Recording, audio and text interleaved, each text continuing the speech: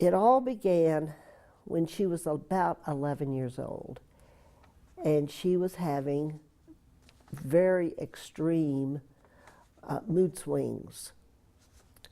And we know now that she was probably bipolar and had developed bipolar disease very young. There is history in my family of mental illness, and she inherited it.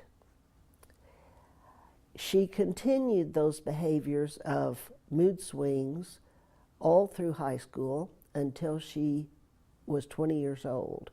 Then she had her first real psychotic breakdown, and she was diagnosed as schizoaffective. That means she has affects of schizophrenia, but she also has affects of bipolar disease. So it is schizoaffective. She has been hospitalized since she was 20 years old, I would say approximately 30 times, probably a few more. She has been in Las Vegas Hospital 3 times. My 3 biggest worries as a family member is 1, I'm afraid of homelessness. I'm afraid that when her father and I are gone, she will be homeless. I'm afraid of incarceration. When you are mentally ill, you are just a fraction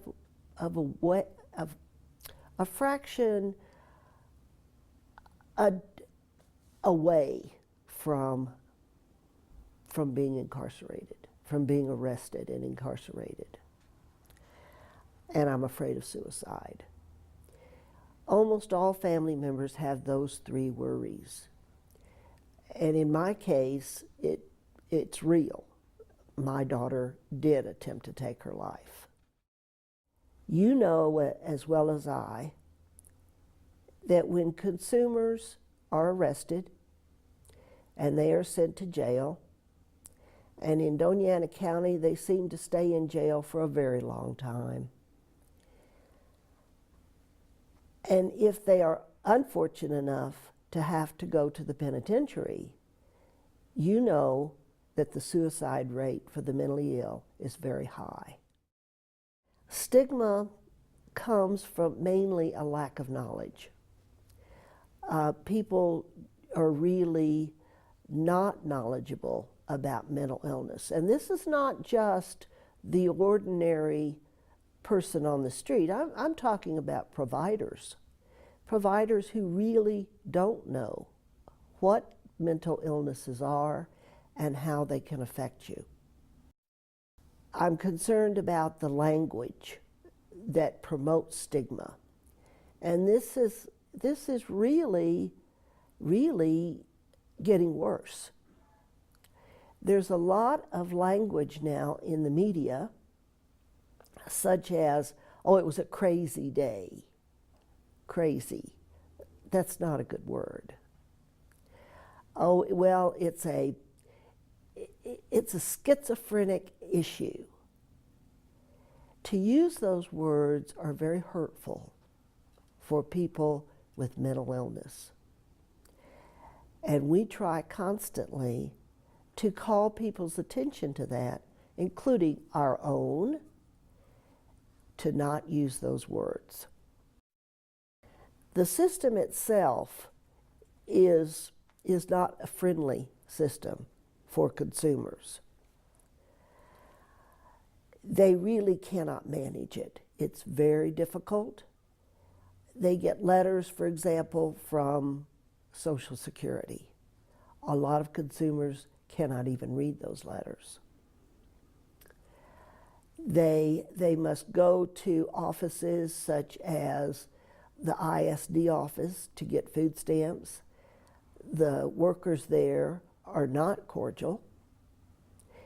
They are not polite, and they have no way of knowing how to really talk to people with mental illness.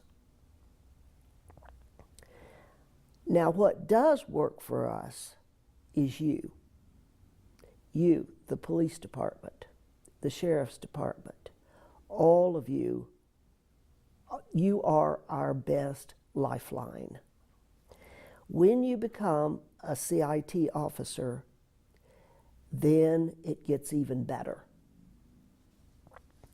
You are our life link. You are taught how to talk to the mentally ill, how not to be afraid of the mentally ill, and we depend on you. Several times I have had to call 911, and CIT officers have come to my home to help me with my daughter, because my daughter needed to be transported to the hospital by ambulance. She was far too ill for her father or I to take her. Now, most of the time, we take her. And yes, we encounter the same problems that you do. We sit in the emergency room, sometimes hours on end, and that is not a good thing. And I sympathize with you. For one, the longer we have to wait for treatment, the more anxious my daughter gets, and her affects go up and up and up until she is really an endangerment to herself and to others. That is why we are so delighted to offer to you CIT training. I hope that you take it seriously. I hope that you work hard at it. And you can be assured that we're proud of you. And at the end of the day, when you have completed your career as a CIT officer and an officer,